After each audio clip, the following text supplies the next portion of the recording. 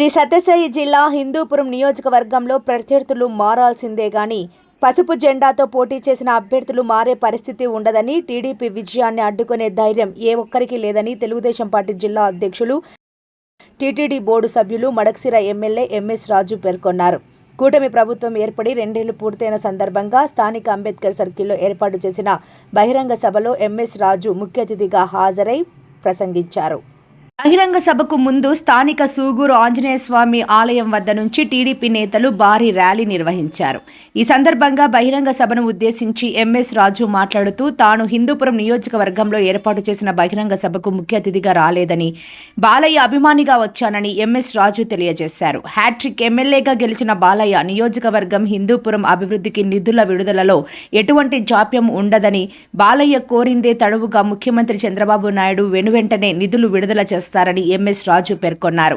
కూటమి ప్రభుత్వం 2 ఏళ్ల పాలనలో జరిగిన అభివృద్ధి, చేపట్టిన సంక్షేమ పథకాల గురించి పార్టీ నాయకులు, కార్యకర్తలు ఇంటింటికి వెళ్లి పెద్ద ఎత్తున ప్రజల్లోకి తీసుకువెళ్లాలని టీడీపీ జిల్లా అధ్యక్షులు రాజు సూచించారు.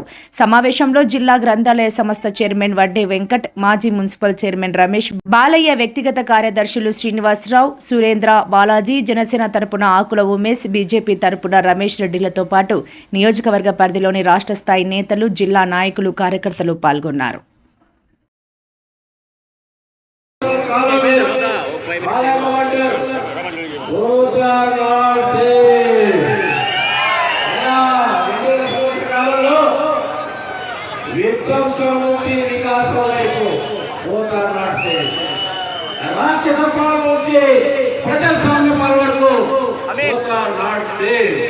అవినీతి నుండి అభివృద్ధి వైపు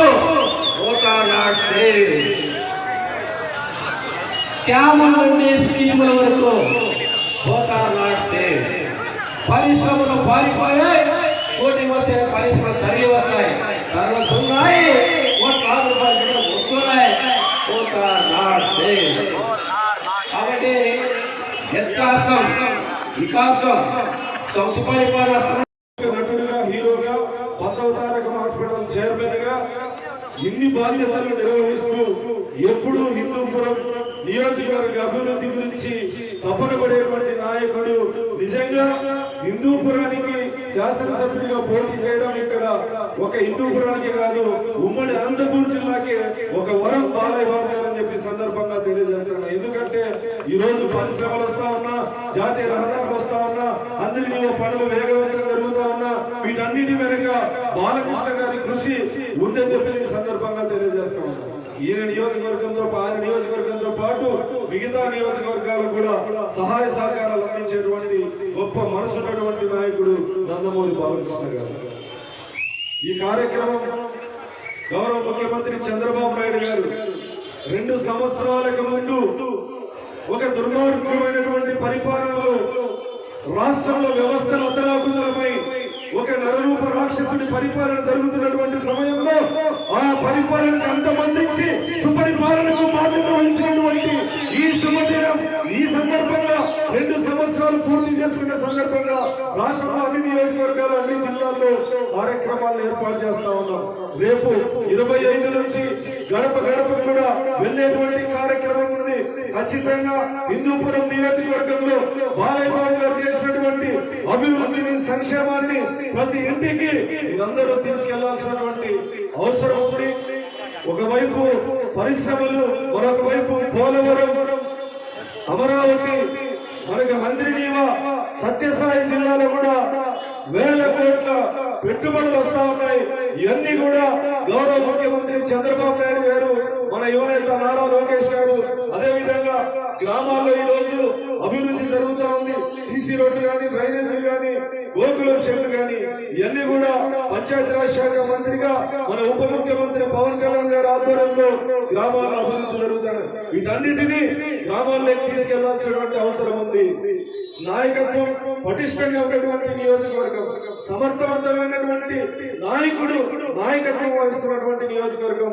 ఖచ్చితంగా ఆ కార్యక్రమాలన్నీ విజయవంతం చేయాలని మీ అందరికీ విజ్ఞప్తి చేస్తూ, చాలా సేపటి నుంచి ర్యాలీ అయిపోయే కార్యక్రమాలు, ఈ కార్యక్రమాన్ని నడుపుతా ఉన్నారు. ఎక్కువసేపు మాట్లాడి మిమ్మల్ని ఇబ్బంది పెట్టదలుచుకోలే. ఖచ్చితంగా హిందూపురం అనేది నందమూరిపురం ఇప్పుడు ఎప్పుడు ఏ ఎన్నికైనా ఎగిరేది పసుపు జెండా, గెలిచేది నందమూరి బాలకృష్ణ గారు. జై బాలయ్య, జై బాలయ్య, జై బాలయ్య.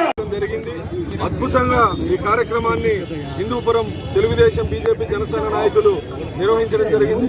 వైఎస్ఆర్ కాంగ్రెస్ పార్టీ ఆవిర్భావం నుంచి మహిళల్ని ద్వేషించేటువంటి పార్టీ, కంట తల్లిని నిండు సభలో రాజీనామా చేసి మానసిక క్షోభకు గురి చేసినటువంటి ఒక దుర్మార్గమైనటువంటి పార్టీ ఈరోజు ఒక దళిత మహిళగా, టీచర్గా, శాసనసభ్యురాలిగా, తెలుగు మహిళా అధ్యక్షురాలిగా, పొలిట్ బ్యూరో సభ్యురాలిగా, హోంశాఖ మంత్రిగా ఉన్నటువంటి అనిత గారిని మాజీ మంత్రి అమర్నాథ్ గారు సభ్య సమాజం అసహించుకునే విధంగా ఒక మహిళని అంత ఘోరంగా మాట్లాడేటువంటి నీచ సంస్కృతి గతంలో చూసిన మంత్రులుగా కొడాలి నాని కానీ ఇతర శాసనసభ్యులు కానీ నిండు సభలో అవమానపరిచేటువంటి నీచ సంస్కృతిని మహిళలు అసహించుకొని బుద్ధి చెప్పితే 151 నుంచి 11 స్థానాలకు వచ్చాయి.